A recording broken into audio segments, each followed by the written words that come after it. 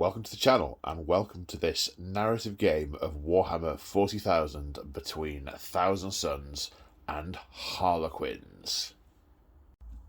Today on the channel we come to this strange realm that is the Webway. I would call it the Eldar Webway, but it was around a long time before they were, and they merely co-opted it for their own, which is what the Thousand Suns are attempting to do. Well, I say attempting to do. The Cult of Knowledge is never-ending in its quest to discover the Black Library and its secrets.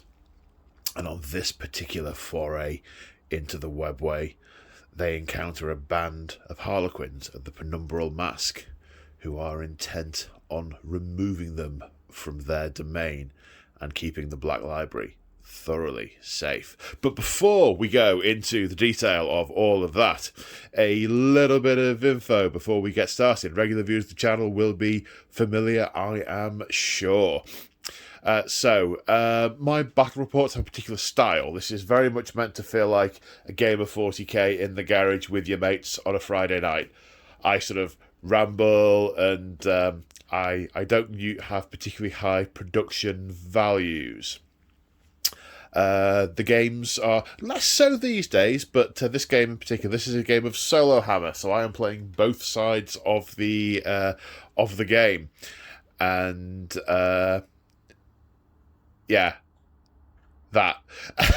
And I also have a small number of narrative house rules, which are these. I don't put plus or minus one limits on dice roll modifiers. I let characters charge with units. So if a character or character are in coherency with the character or characters are in coherency with a unit, and they're all going to charge the same target or targets, I make one roll, and they either both succeed or both fail. Then everything goes back to normal.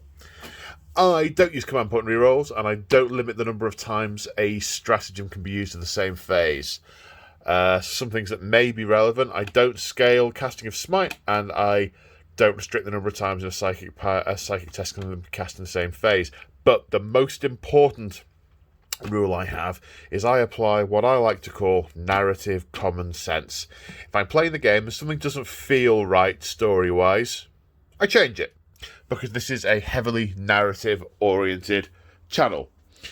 And if that's not your cup of tea, then you probably aren't going to enjoy this video. It's not for you. It's not for you. That's what I'm saying.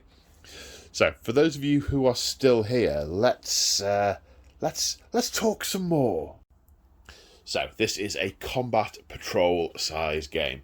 It's 500-ish points aside, and the plot to this is not particularly complex. More and more, the Thousand Suns have learned how to access and use the Webway for their own ends. So more and more, the Eldari, who use it frequently and regularly, encounter more and more bands of Thousand Suns in the Webway. And this is one such encounter. There is no massive arcane plot here. I mean, don't get me wrong, the Penumbral Mask have a significant agenda, and all of the Thousand Suns have massive agendas.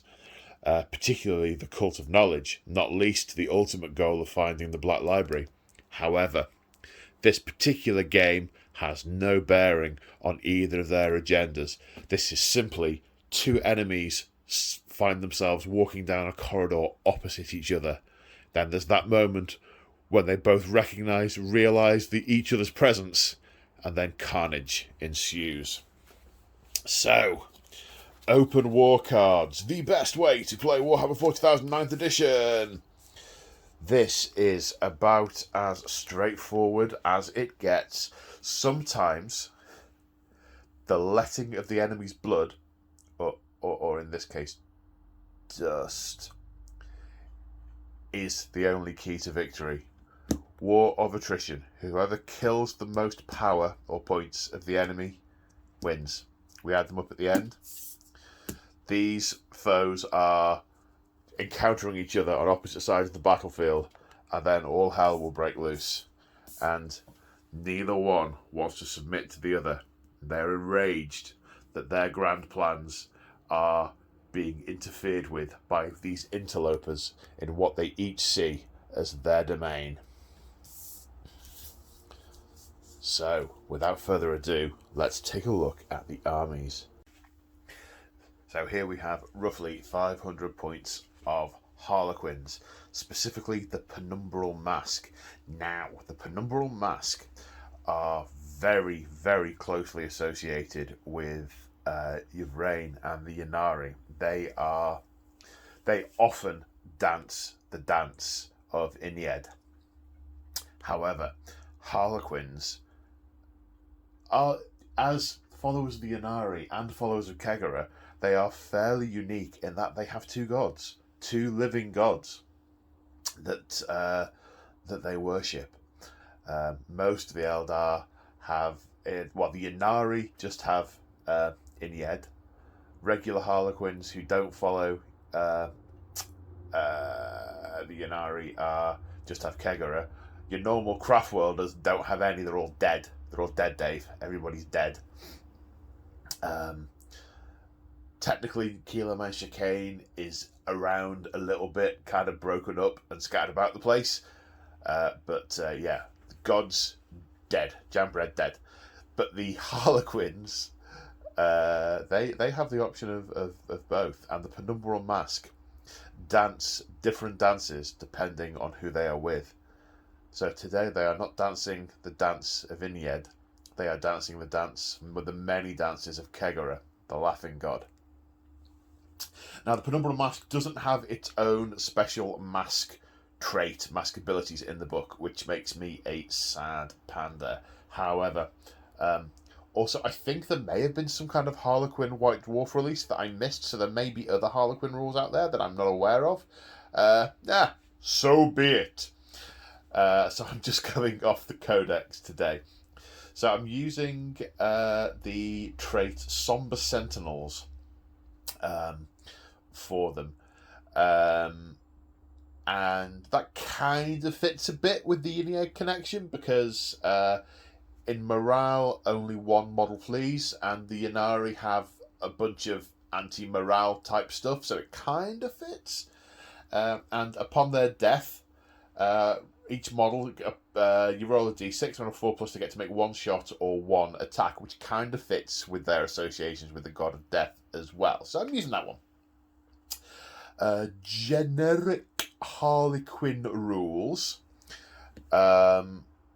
Rising Crescendo is an army-wide rule, which means you can advance and charge, super good. And also fall back and charge, also super good.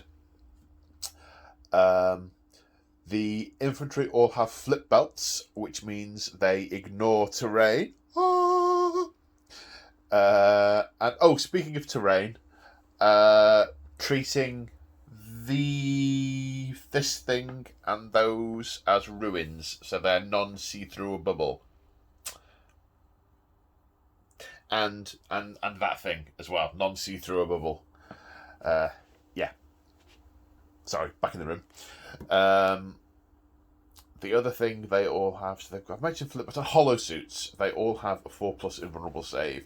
They don't wear armour as such, but their clothes, it sort of splinters into iridescent shards of light as they move, entirely blurring and fragmenting their images, making them very difficult to actually target. Hence, 4+ invulnerable save. The Shadow Seer has a rule that I've forgotten the name of, which makes nearby nearby Harlequins harder to wound. I'll look it up when it comes into effect, and I'll be more specific about it at the time. So, speaking of the Shadow Seer, his Warlord trait is the Player of the Light. Which means he and friendly Harlequin units within 6 inches of him can re-roll charges. Yeah, so these guys are going to move and advance, ignoring terrain, and re-roll charges. They are going to be in combat quick. His relic is the Laughing God's Eye. Friendly units within 6 inches of him will pass morale, and friendly units within 6 inches in the psychic phase, they will shrug mortal wounds on 6 points. Do you know, that might be the difference between victory and loss against the Thousand Suns, because the mortal wound output they have is utterly, utterly terrifying. The only way the Harlequins are realistically going to have a chance is if they manage to stay out of sight and then pounce on them from a distance. So the Thousand Suns will have to minimise their ability to use terrain to their advantage. But we'll come back to that. 2 psychic powers. Twilight Pathway, which is a psychic power that can move other units. So double move, advance, charge with rerolls. Oh my god! And Veil of Tears, which is a -1 to hit against on an ally unit. Speaking of units, this is a troop. This is the Twilight Troop. They all have Harlequin kisses, because why would you give them anything else? They are iconic. Absolutely iconic. They have a combination of neural disruptors and fusion pistols, and I think there's a shuriken pistol in here somewhere. Yeah, okay. They will be flying around in a Star Weaver, which has 2 shuriken cannons. Then we have a heavy support Void Weaver, which has 2 shuriken cannons. I couldn't remember how many then. Yeah, there's one underneath. 2 shuriken cannons and a prismatic cannon, which has a few different firing modes that either does a sort of concentrated laser beam that pierces something, or a sort of wide spread of dackety boom. Yeah. And then we have 2 Skyweaver jet bikes. They're armed with Haywire Cannons and Zephyrglaves. So I know the Thousand Suns don't have any vehicles, so the Haywire Cannons are not going to be particularly effective in this game, but the Zephyrglaves are super choppy. And crucially, they're multi-wound, which gives the Thousand Suns a disadvantage, which we will come to in a minute. I think that's everything to tell you about the Harlequins. If I've forgotten anything, it'll come up during the battle, I have no doubt. Okay, let's look at the Thousand Suns.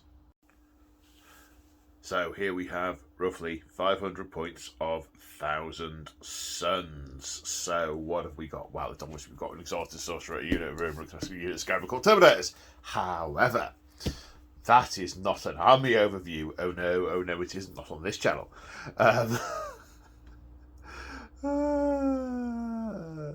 So what do I need to tell you? So there's a couple of universal special rules, or army special rules. The Brotherhood of Sorcerers means that all the models have a 5+ invulnerable save. Super nice. And every Psyker adds 1 to psychic tests. Also super nice. The Rubric Marines have the All is Dust special rule, which means that if they are hit with a damage 1 weapon, I mean, there's no body inside these suits, right? There's just dust and ephemera. Ethereal mist, dusty mist. That sounds like a... Never mind.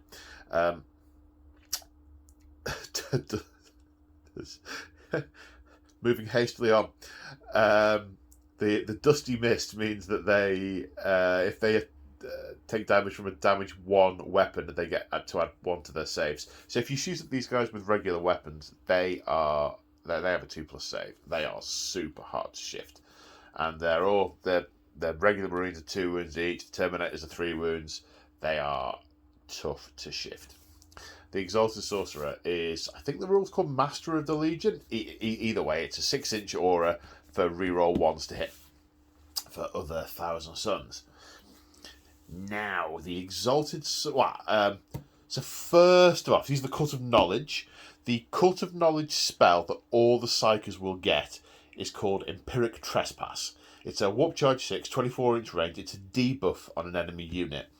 And basically, you cast an enemy unit, and then when any of the Thousand Suns units are attacking them, they get to reroll 1s to wound. So it's sort of seeing into the future, manipulating time, putting the bullets in the right place, sort of scanning forward, and yeah, ouchie, ouchie, ouchie, ouchie. especially difficult, especially powerful against the Harlequins, where volume of wounds will kill them. Because they might have a 4+ invulnerable save, got 1 wound each, and there's 5 of them, plus a couple of vehicles and the seer, but yeah, 5 of them. So, it's going to be interesting. I think this game's going to be cat and mouse. And that's one of the reasons digressing slightly, that's one of the reasons I chose the mission scenario, right? Because I thought, well, I could do objectives, but the Thousand Suns will have to spread out onto the objective. They haven't got many units, so they've basically got 2 units to spread out. Harlequins, similar. But what it would do is it would absolutely put the Thousand Suns in a particular place, and then the Harlequins would just be able to outmaneuver them sort of on the objectives and scoring the objectives, but also to then pounce on them. So I wanted something that would play a little bit more cat and mousey, where manoeuvring to get position on the enemy, both to shoot at them and to stay concealed for assaults, is going to be important. So that's why I picked that. So where are we? So that's the universal spell. All 3 of them get that, and with my house rules, they can be cast multiple times potentially. We will see. Right, now the Exalted Sorcerer, the chap who's in charge, he has the relic, the conniving plate. He's got special armor. It gives him a 2+ save, and it's so hideously distorting to the senses, almost like a hollow suit, but like an evil hollow suit. Each enemy can only allocate up to half of their attacks to this model during the fight phase. So that could be really interesting. I mean, if he gets jumped by 5 Harlequins, less so, but if he's just fighting 1 or 2 or a bike, that may well be the difference between life and death. He has the Warlord trait, Ardent Scholar, which means he will reroll 1s on his psychic tests, so he be getting psychic powers off. Oh yes, he be. 2 psychic powers. Glamour of Tzeentch is a warp charge 6, 18-inch buff a unit, makes them -1 to hit. That's shooting and melee. And Desecration of Worlds, which to me is a new one. I don't know if this has been in a previous book, but it's a 24-inch range. It's a malediction. So you cast an enemy unit, and whenever they move and or charge, you roll a d6 for every model in the unit, and every 6 does a mortal wound. Mortal wounds are super nasty against Harlequins, as I've previously mentioned. So that could be nasty. Coming on to the Scarab Occult Sorcerer. He has a Legion upgrade. He has Protégé, which means he has an extra psychic power. So he has Temporal Surge, which is warp charge 7, 6-inch range. The unit then gets to move. It's warp time, basically, but it's extra maneuverability.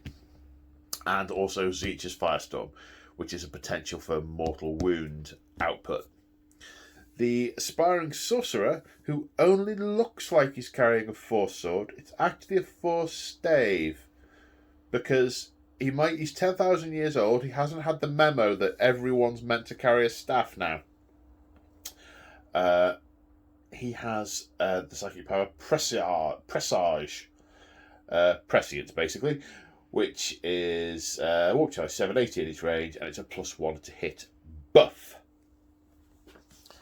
That is 500 points-ish of Thousand Suns. Let's go on to deployment. Now, deployment is going to be interesting because the rolling off and putting of units down in or without line of sight is going to be quite important in this game. So it's going to, it's going to be interesting. So here we are after deployment, and there was a fair amount of head scratching, even though there were only 3 drops on each side. The Harlequins won the roll for which side to deploy on, and went here because there's more, because the cover is nearer the enemy, so being able to get further without being shot is good. The Harlequins put these bikes here because they're fairly unshootable in turn 1, I think. The dilemma I had as the Thousand Suns was whether just to castle up and keep them coming. So, in theory, I could have put everything back here and just waited for the Harlequins to come into the open. Where the Webway isn't... I don't see that as this being a sort of... I think that would be artificial use of the battlefield to represent what's actually going on in the Webway.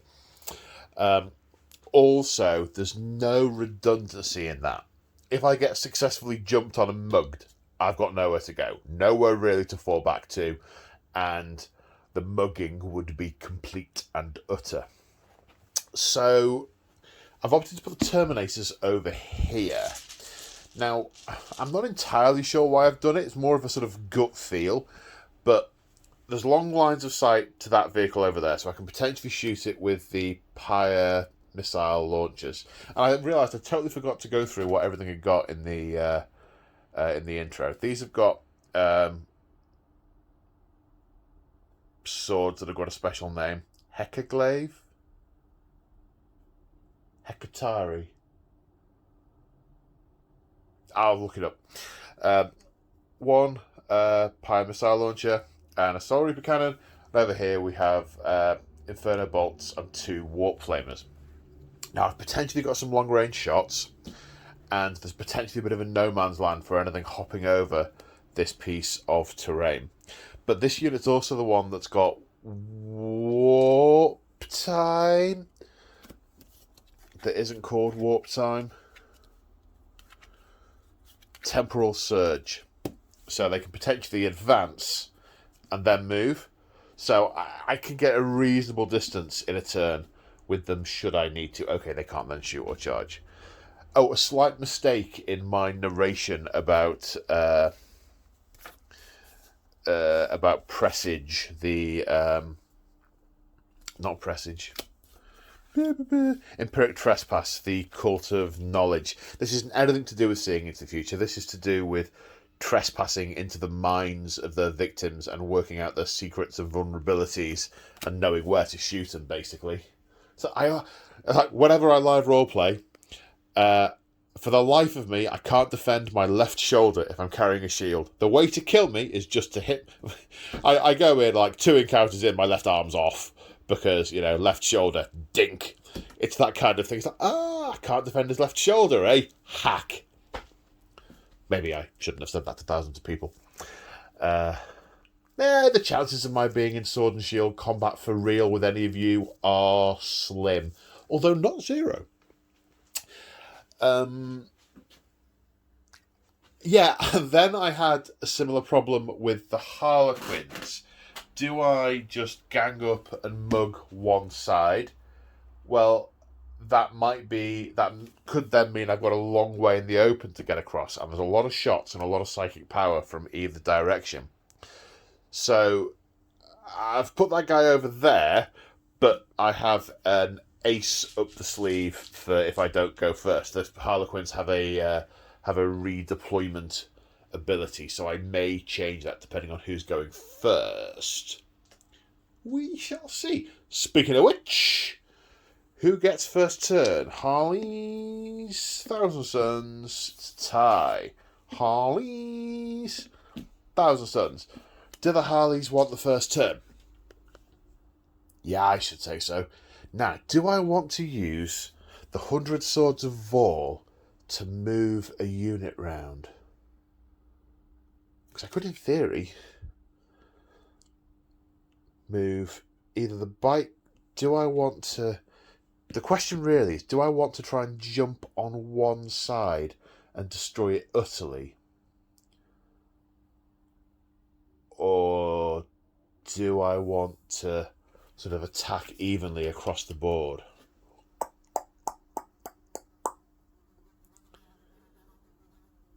I mean, I'm kind of leaning towards wanting to destroy one side utterly. I guess if I come down this side, there's less psychics to deal with down, the psychic powers to deal with, but these guys can boost their ranges and they can do all sorts. Let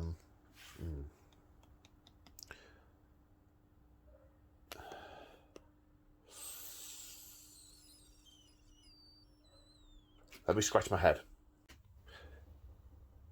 we spent a command point on the 100 Swords of Vor to bring the Skyweaver that's got the troop and the Shadowseer in over here. And we're going to see if we can overwhelm this flank on turn 1 and then deal with the Terminators later on. And just hope we don't get too cooked by Overwatch and then the ensuing Psychic phase. Yeah.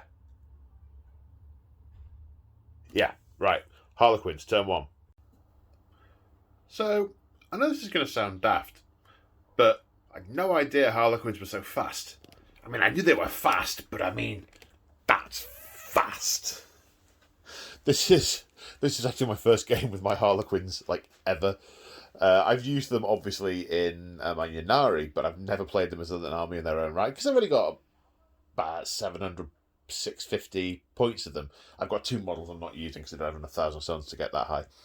I mean, obviously, I have loads of unpainted ones, because it's me. But, yeah. Anyway, so, it turns out the Skyweavers, when they advance, they move a full 6, which is common with a lot of bikes, I suppose.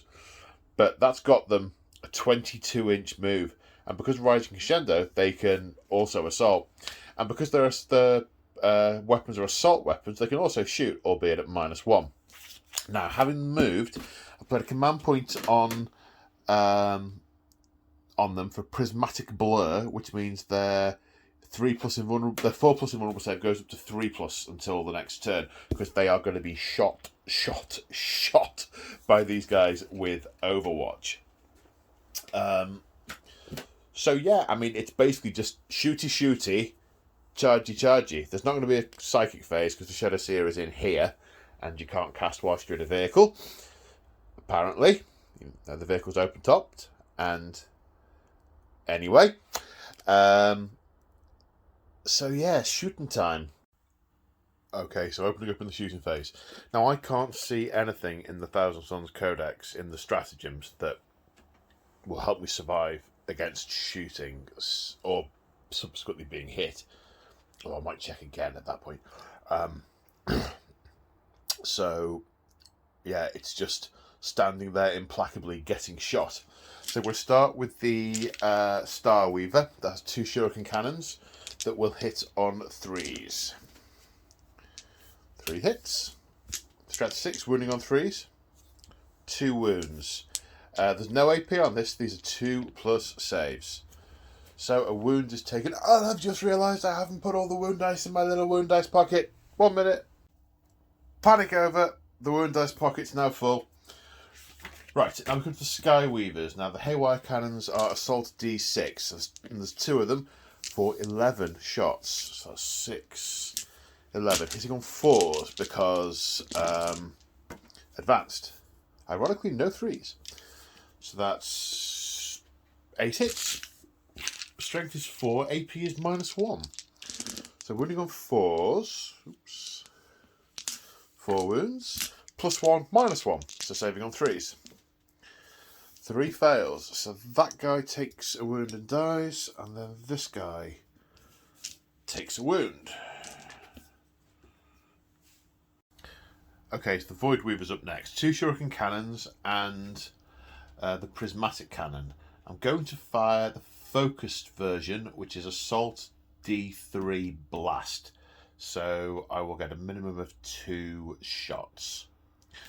So first off, the Shuriken Cannons. Hitting on 3s, wounding on 2s. 3s even, not 2s. That's a long time ago. That would have been 2s. 2+ save because it's only damage 1. And another rubric dies to a failed save. OMG. Right, D3 shots with the Prismatic Cannon for minimum 2. Hitting on 3s. 2 hits. Strength is 6, so wounding on 3s. 2 wounds. Now, these are damage D3, so all his dust does not apply. And they are -3 save, so it's Legion of Sorcerers save of 5+. Both fail. D3 damage a time. For 1. And 2. Kills. Oops. Another 1. That guy. So 3 dead from shooting. That's not bad. That's pretty good. That's pretty good. Now, charging the bikes into the rubrics. Okay, that's a fail. That's about as bad a fail as it's possible to get. Yeah, okay, that sucks. Okay, so the Warp Flamer and Inferno Overwatch. Inferno bolts of various stripes, 1 hit, and then 2d6 auto hits with Warp Flamers for 6. These are all strength 4, AP -2, so I'm going to roll them together. Wounding on 4s. Now, 3+ invulnerable save because of Prismatic Blur. No, 2 get through. And they have lost some wounds, and I'm going to say they've got 1 left until I check the book. Yep, that's right. And with no morale to take on either side, that is the end of Harlequins Turn 1. Super disappointing. Maybe there was a sort of rupture from the edge of the Webway. Maybe it's a bit unstable. Maybe there was a sort of blurt of unreality just spewed up in front of them, which then corrected itself as this part of the Webway tremored. Because following the fall of the Eldar and the birth of She Who Thirsts, large parts of the Webway are pretty unstable. Maybe that's what happened. So the Thousand Suns have moved. This unit of rubrics and the Exalted Sorcerer moving this way, but still getting ready to put fire into those Harlequins, and the unit Terminators moving 5 inches this way. Want to shore up a bit of a line, get some fire into these. Not realistically sure if we'll get fire into any of these other units, but we want to... You see, it's not made that... I was going to say I want to make their life harder, but... Well, it has made their life harder, hasn't it? Because if the Harlequins in here want to charge, they've got to get out and then charge. And there's by no means a guarantee they're going to succeed in that. And we're hoping they're not going to be there by the end of the turn. So, yeah, that life harder, make yes, good, bye. So the Terminator's moving up. Right, Psychic Phase. We're going to go for Temporal Surge, which casts on a 7 to make the Terminators move again. That's an 8. It's both out of denial range, and because the Shadowseer is stood on an open top platform, can't deny. Actually, you know what? I'm going to say the Shadowseer can deny, but he's out of range of this. I think narrative common sense, the Shadowseer can deny. I think narrative common sense. But Temporal Surge, normal move. Okay. So then we're going on to the Aspiring Sorcerer here, who's going to attempt to cast Presage. Double 1, that's a Perils. Well, we'll spend a command point on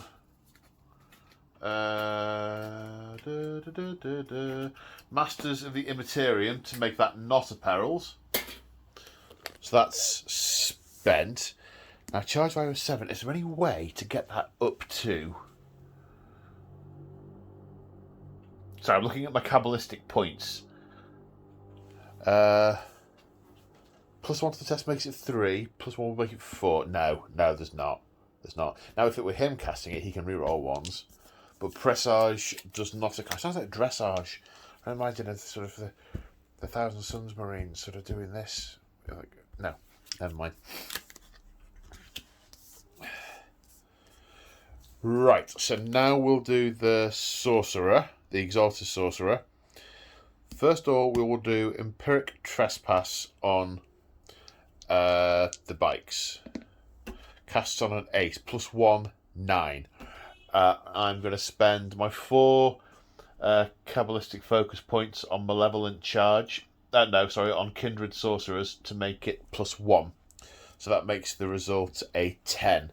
Now, I am going to let the Shadowseer deny it. If it was in an enclosed tank, I could see a reason for it not. But I think in this scenario, I think that's what makes sense to me. So that's what I'm doing. Needs a 10 to deny. That's not a 10. Obviously, it's quite difficult because he's wibbling and wobbling on the platform there. So Empiric Trespass is cast now. It was cast with a psychic test. Oh no, an unmodified psychic test of 9 or more. It was only 8, so I can't do that. Can't do that. I was going to do a thingy, but I can't do it. Can't do the thingy. Then I will cast Glamour of Tzeentch on these rubrics to make them harder to hit, because they're going to get both shot and punched. That's a 5. +1 is 6, so that is cast. So they are -1 to hit. And we're re-rolling wounds against these guys. So, we're into the shooting phase. Let's shoot these guys. First off, 2 Warp Flamers. 4-11 hits! That's quite painful. 6-11. Wounding on 4s because of toughness 4, strength 4. 3+ invulnerable saves. 1 fails. Kills... Were there any ones to wound? Well, that bike's dead, and I've just got to go back and check the footage. There were indeed 2 ones to wound, which I will now re-roll. See, I'm getting better at remembering stuff. I mean, I'm still remembering it late, but I remembered it like 30 seconds late, not 4 hours late. So, it's an improvement, as far as I can see. They both failed to wound. Now, the rapid fire... There can be 7 shots, because that's what there was a minute ago. 7 rapid-fire bolt rounds from the Inferno Bolt. Hitting on 3s. Are these minus to hit? They've got some kind of launcher face.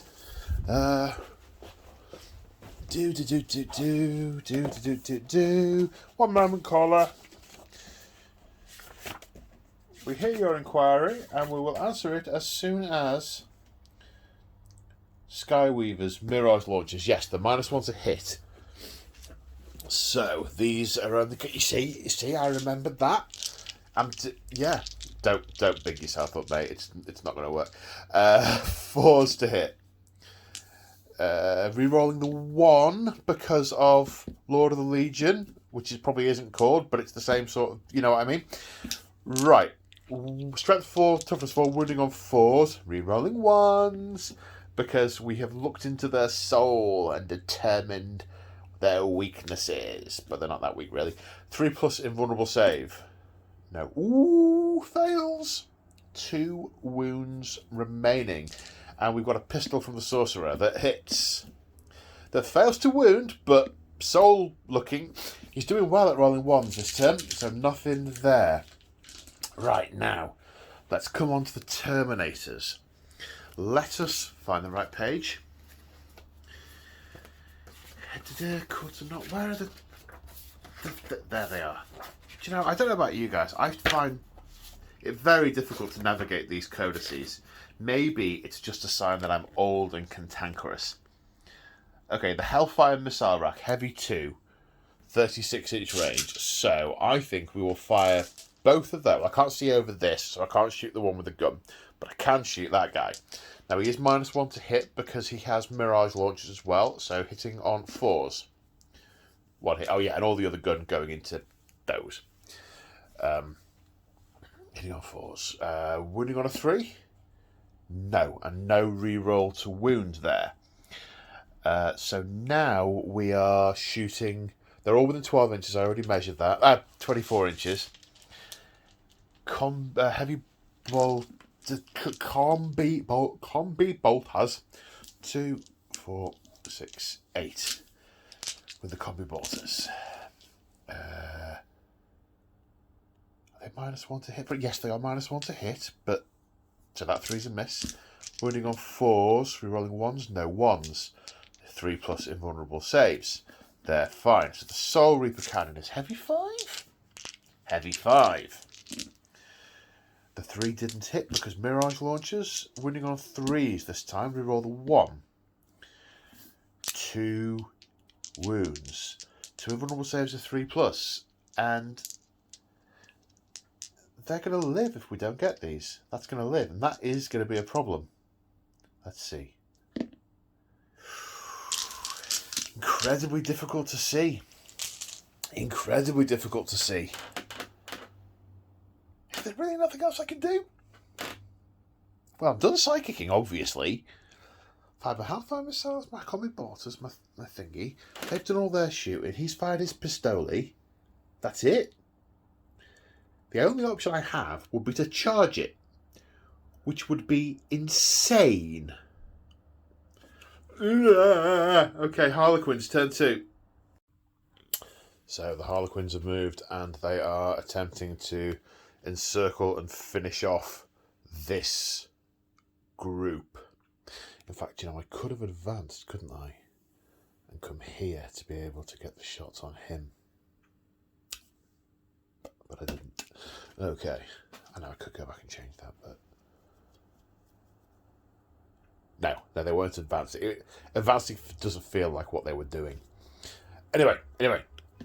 So, yes, the Shadowseer and the troop disembarked from their Skyweaver, and they have just moved. That was just a movement. They move 8 inches. They just moved. The Void Weavers, compared to how far it can move, has barely moved at all. It just wants to breach the corner of that building so it can put fire onto the Terminators, or wherever it needs to be fair. And this guy is circling around to try and have a crack at the enemy general. Oh yes, he is. So, onto the psychic phase for the Harlequins. So the first thing we're going to attempt is Twilight Pathways, which casts on a 6. And that's a 10. Now, the dilemma I've got with the Thousand Suns is I have 1 command point I can spend at the moment. Now, I wanted to save that command point for Implacable Guardians, because if, in the shooting phase, I can not be shot by this guy because I'm within 3 inches of unit. Basically, the automaton will come around and shield me. But I also want to spend the command point on stopping him moving. Which is it? Alright, let's be honest. Because they have a reroll because of his Warlord trait, they are probably going to be in anyway.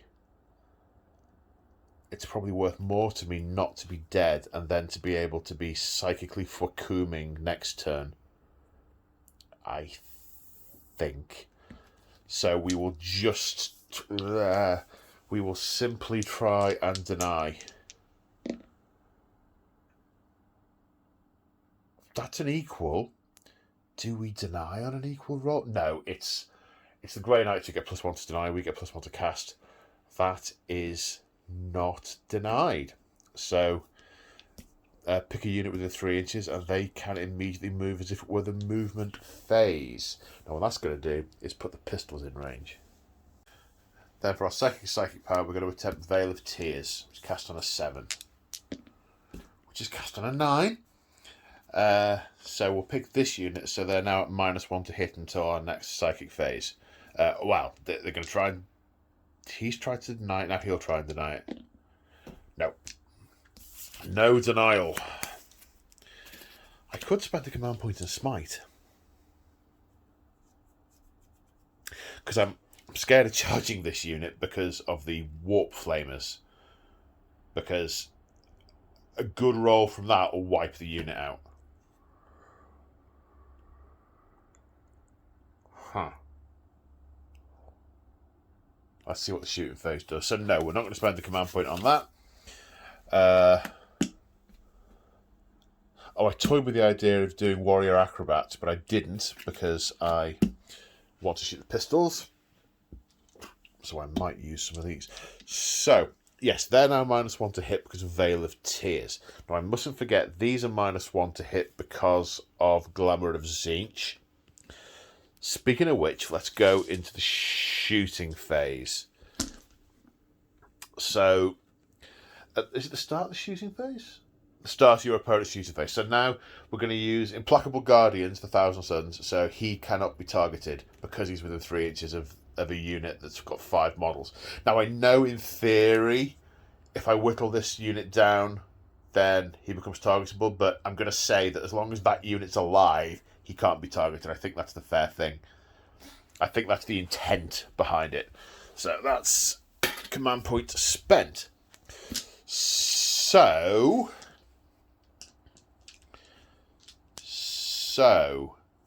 he's not going to be shooting at the general, so he'll shoot at the unit instead 3 times. He didn't advance this time, so he's hitting on would be 3s, but it's 4s because of Glamour of Tzeentch. 1 hits. Running on a 4? No. Right, now the troop. There's a Shuriken pistol in there, which misses. There are 2 fusion pistols in there, which both miss. And there are 2 Neuro Disruptors in there. 1 hits. And what does a Neuro Disruptor do these days? A Neuro Disruptor is... Oh my god! Okay, it's strength 4, so it's going to wound on a 4. No. Alright. You won't find out what it does till later. The Shadow Seer has a Neuro Disruptor. He also has a hallucinogen grenade launcher. Oh, that's nice.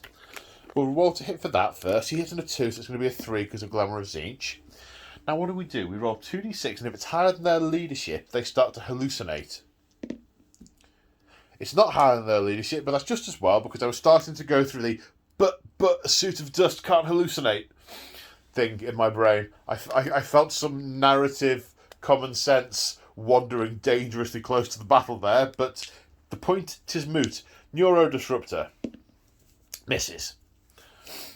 Probably just as well for similar reasons. Shooting's not going well, guys. Okay, the Shadow, the Sky... Star Weaver. Shooting, hitting on 4s. Strength 6, wounding on 3s. Why would I re-roll a 1? That was a thing. No, that was a different unit and a different term. No minuses, so 2+ saves. 1 wound taken. No, I'm not putting it on the Flamer, even though he's the nearest guy. You can go on him. Right, then the Void Weaver will he rinse and repeat what he did last turn? He will rinse and repeat what he did last turn. So this is the Shuriken Cannons. 1 miss because of Glamour of Tzeentch. Wounding on 3s. Come on. 5 wounds, but 2+ saves. 2 fails. Then D3 shots with the focused prismatic cannon for 2 minimum because it's blast. Hitting on 4s, 2 hits. Wounding on 3s, 2 wounds. AP -3, so 2 5+ invulnerable saves. Both made. The magic just repelling the light. Oh, that's nice. Right, fire. Did I fire you?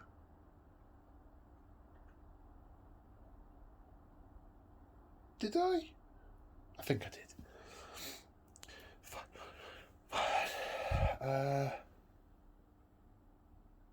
Yes, I must have.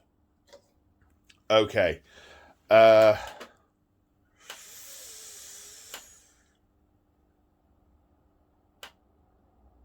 Is there anything I can do to buff their invulnerable save before I... that was the other thing. Sorry. I have missed something. I was going to do Fire and Fade on this to move it 7 inches after it's shot. I already had the card out. So that's done. Now, let me check the deck. Do I have anything that I can use to buff their invulnerable save before they go in? No, because Isha's Weeping only applies if you've been lost a model. Why that? No. Vessel Effect? No. Torment the Fiery Pit? No. Kegor's Jet? No. It's a big fat no there. Okay, so they're going to charge. And they're in. They're in. Right, Overwatch. Warp Flamers. 7. Could be better, could be worse. 3, 4, 5, 6, 7.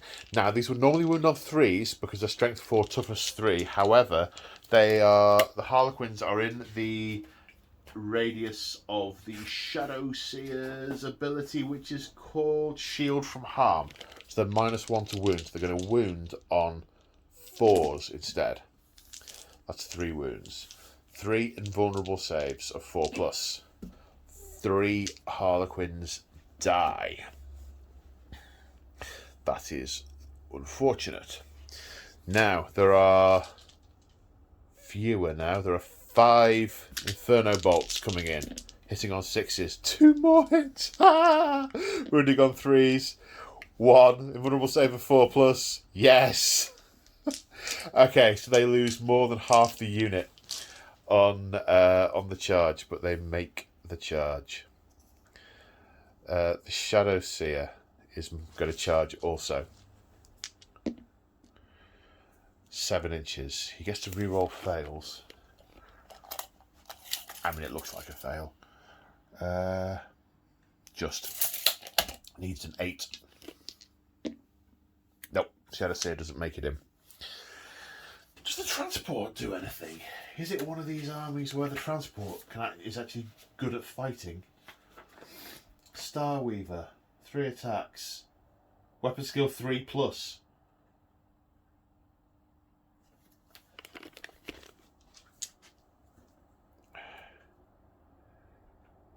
No, I don't think so.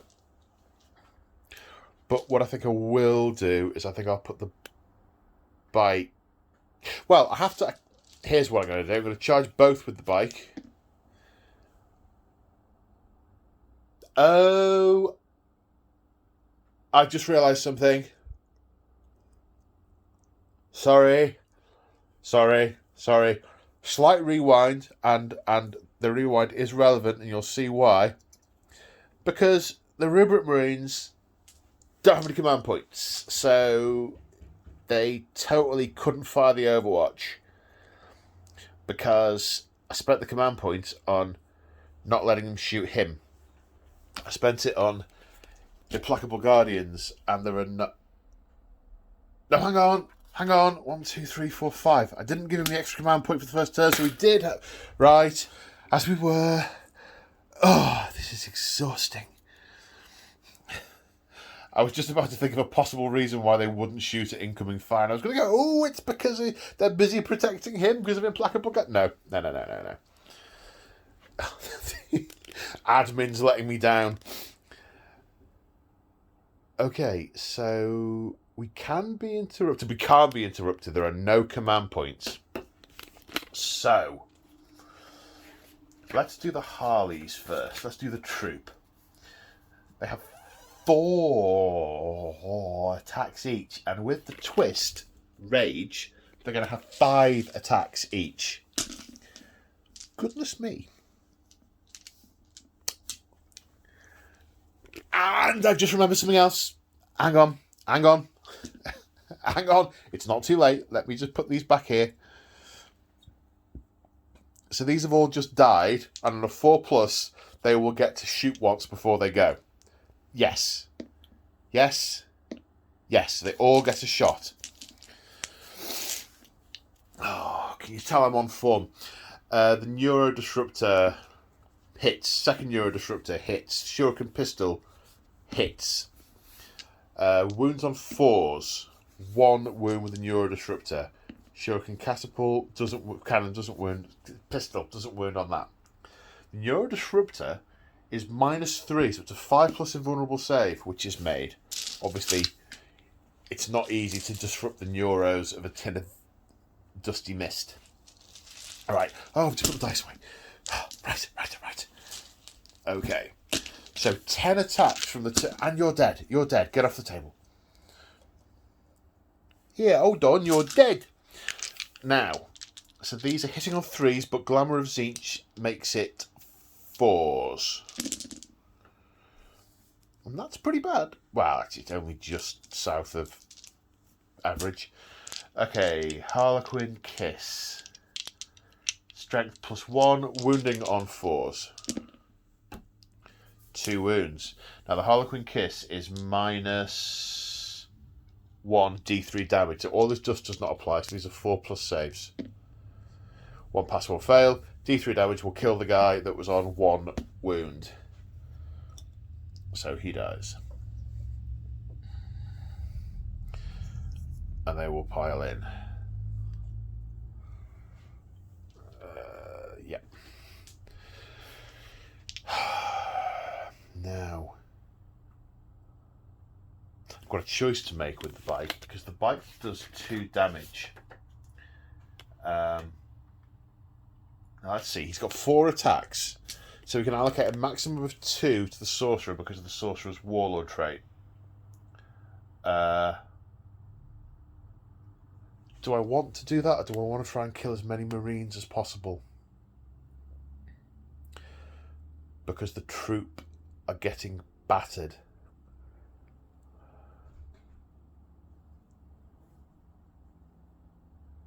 I mean, I've lost 4 models with the Harlequins, which is almost half the army at this point. Oh, I need to paint more Harlequins. I need to paint more Thousand Suns. I need to paint more of everything. What I need is one of those training rooms they have in Dragon Ball where you go in for a day, but you actually get a year's worth of painting inside. Yeah, that'd be alright. Yes. Yes. Was it Kame's Dream Palace? No, that can't be right. No, it wasn't Kame. It's been a few years since I've seen this. I'm going to have to watch these on DVD. Maybe that'll take a year. I digress. Okay, the Zeph... Oh.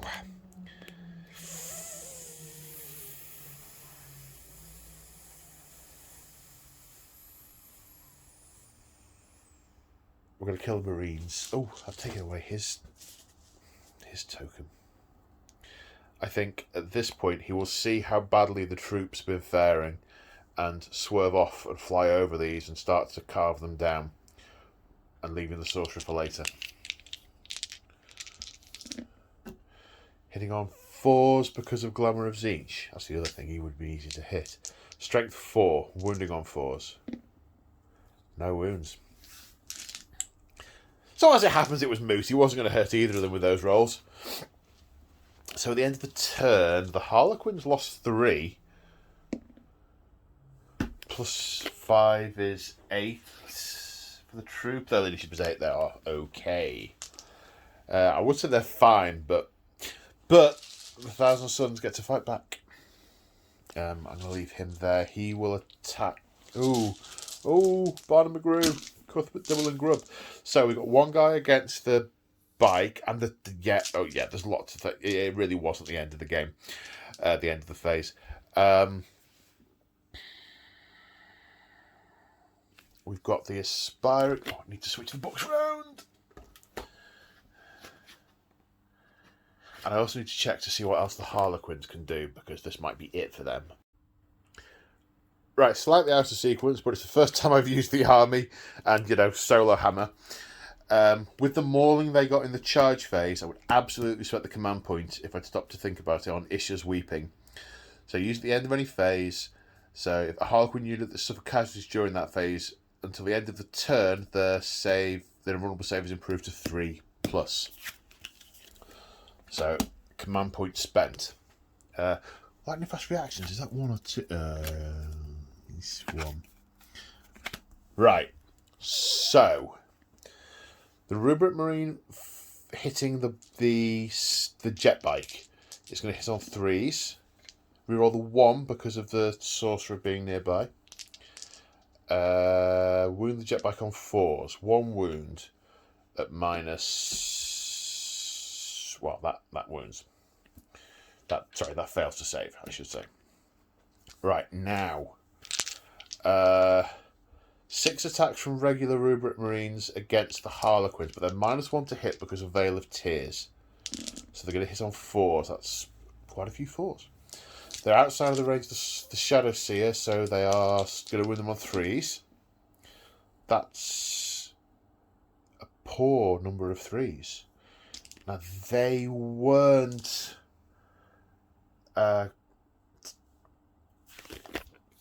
Empiric Trespass, so they aren't re-rollable. And these are 3+ invulnerable saves, both of which are passed.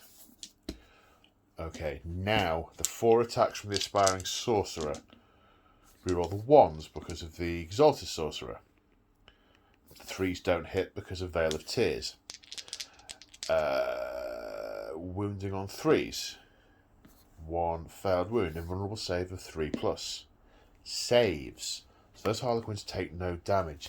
Now the Exalted Sorcerer is going to stick it to this bike. He has 6 attacks with the twist, hitting on probably 2s, but he probably doesn't get to reroll. Yeah, he's not core. So they are hits. Strength with a star is +3. So that's going to be 3 to wounds to strength 7. 4+ invulnerable saves.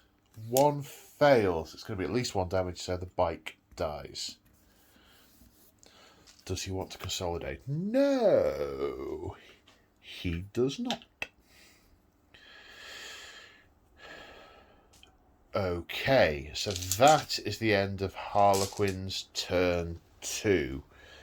And that did not go according to the Harlequins' plan. But it went pretty much exactly to the Thousand Suns plan.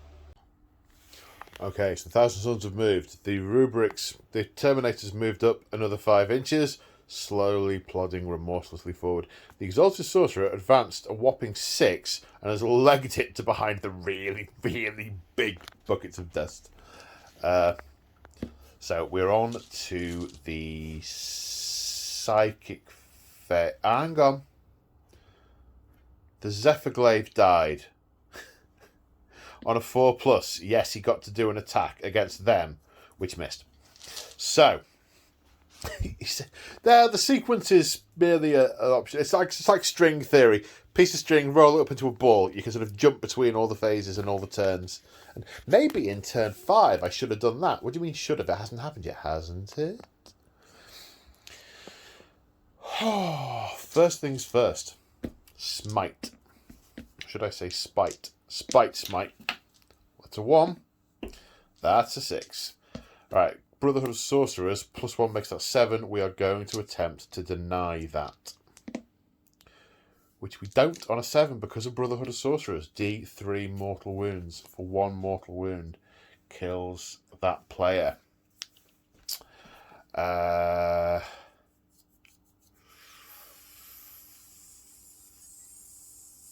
Now on to the Exalted Sorcerer, who will also smite on an 11. I would spend Kabbalistic Focus to make it more. It's 1. He can't deny it anymore. It's some damage. He's dead. Right, he has 1 more spell to cast, which is going to be Glamour of Tzeentch. Or should it be Empiric Trespass? No, let's make it Empiric Trespass on the Star Weaver. And we'll do... Yeah, that. 7.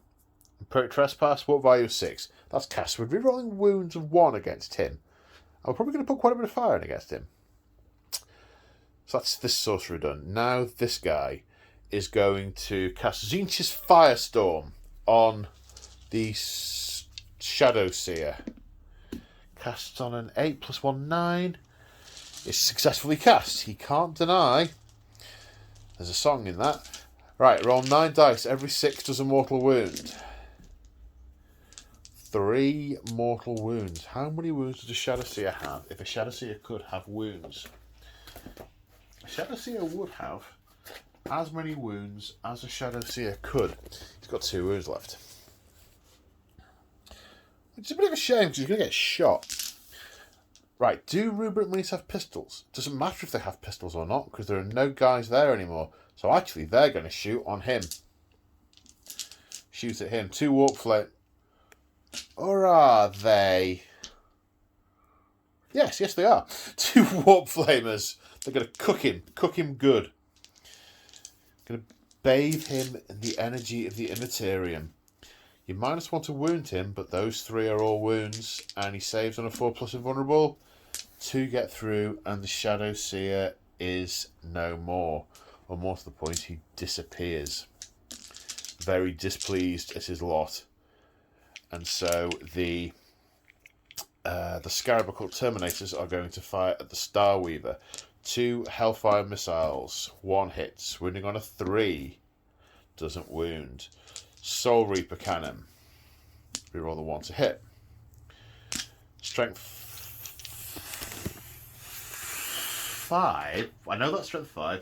I'm just looking up the Star Weaver's toughness. It's 5. Wounding on 4s. Reroll the 1s because I've had a rummage around in his head. Minus how much from the thing with the thing?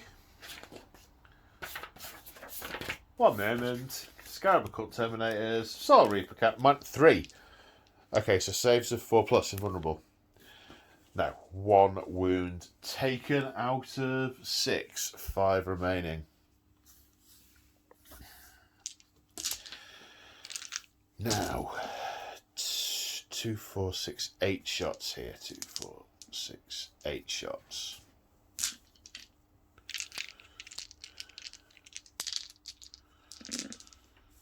Hitting on 4s because the -1 because of Mirage Launchers. Roll the 1s.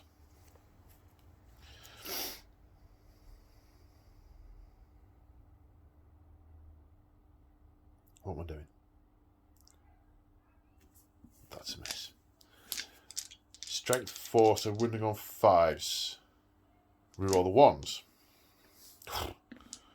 Not bad. 2 at -2, so 4+ invulnerable saves. 2 more wounds taken. 3 remaining. Do I want to charge it and try and hack it to pieces? Yeah, I don't want it to fly away.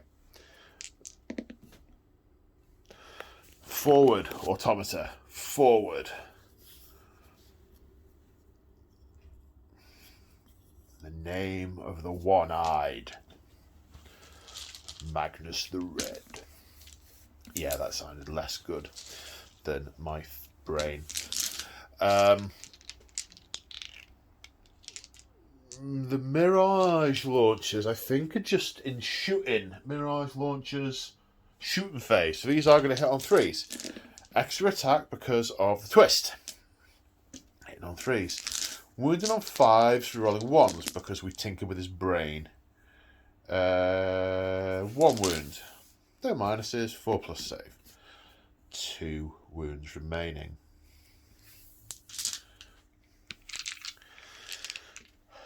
Then the Sorcerer. 4 attacks. 4 hits. Strength is, with a staff, 7, I think. So 3s to wound. Definitely 3s, not really 2s. 4+ invulnerable saves. Pass 1, fail 1. D3 wounds with the staff for 1. So 1 wound remaining. It's got 3 attacks of its own. They hit on 4s. What's its strength? Strength is 5. It just sort of biffs it. I mean, it's got a Zephyr Glaive. I mean, you'd think it'd do something, but sadly not. Save of 2+. Yeah, nothing doing. Okay.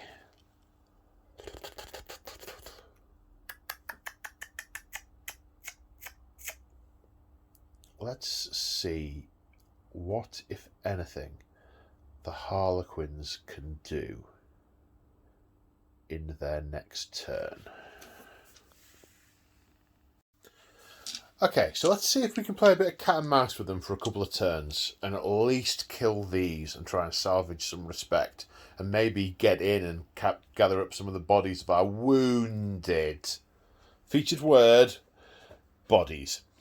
So the Skyweaver has fallen back. I can't see anything that lets me fall back and shoot, which is a shame. The Void Weaver I've positioned there so I can fire and fade into cover so I can't get shot next turn. He may get shot next turn. So straight on to shooting. We're going to do the Prismatic Cannon first. D3 shots for 2 because it's a blast weapon. No, there's less than 5, so for 1 shot, which misses. And then the Shuriken Cannon. Wow. That pretty comprehensively does nothing. And fire and fades 7 inches. Ding! 1,000 suns. Turn 3.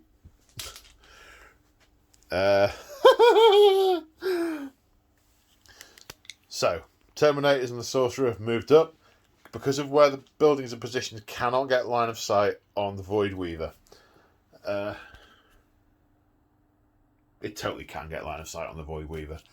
Narrative common sense. It's a bit of a janky angle. You can totally see that. Sucks to be you. Are they going to move again? Yeah, they are. Another 5-inch move. Dink, da-dink, da-dink, da-dink, da-dink. Oh, he's not moving.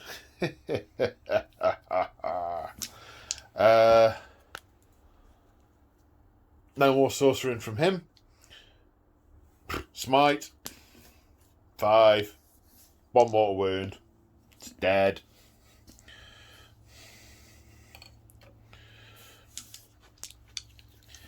Is there anything practically I can do with you?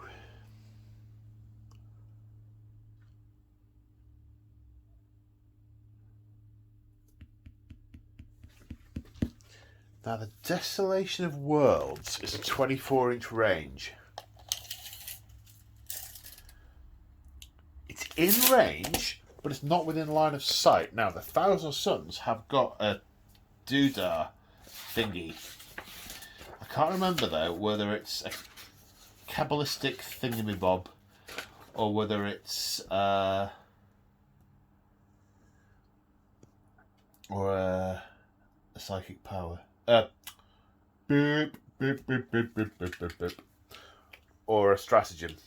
Blow it.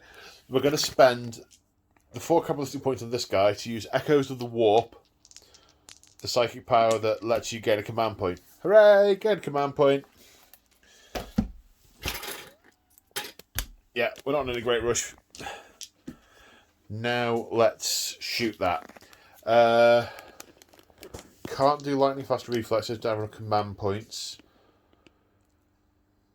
Didn't advance, so I can't. Yeah, just going to get shot at. Hellfire missiles. Reroll the 1 because of the Sorcerer. 2 hits, running on 3s. No wounds.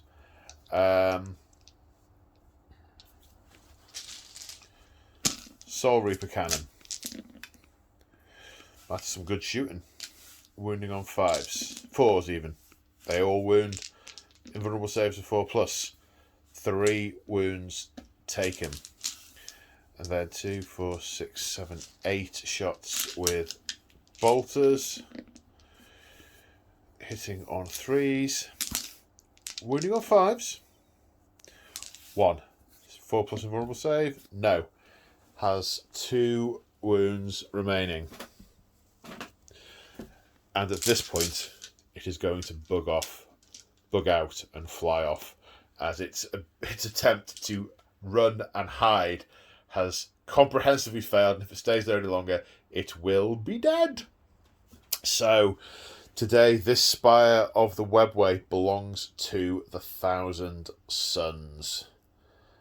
One thing I have reflected on in a couple of games is that Scarab Occult Terminators are really gross in 500 points. It just so happens it's what I've got. I was building a 1,000-point list, and it was going to be a 1,500-point list because I got 500 points of demons. I was building a 1,500-point list, and I just wanted to paint them first, and I just happened to end up not finishing the rest of the list. So I think if I were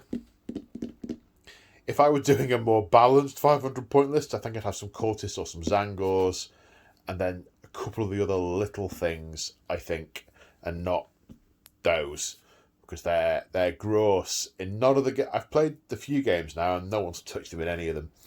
The Harlequins had the right idea, and it was devastating not getting the charge off with the bikes on the first turn to do some real damage to these things. But yeah, post-match analysis is never a good idea in Solo Hammer. It was fun. There were some really interesting hero moments, some really cinematic scenes, and the Thousand Suns march inexorably onwards. Well, I hope you enjoyed that. I enjoyed playing it. If you'd like to support me, there are a few ways of doing it. One is channel memberships. There are loads of battle reports available for members. All 9th edition. There's some hobby vlogs in there as well.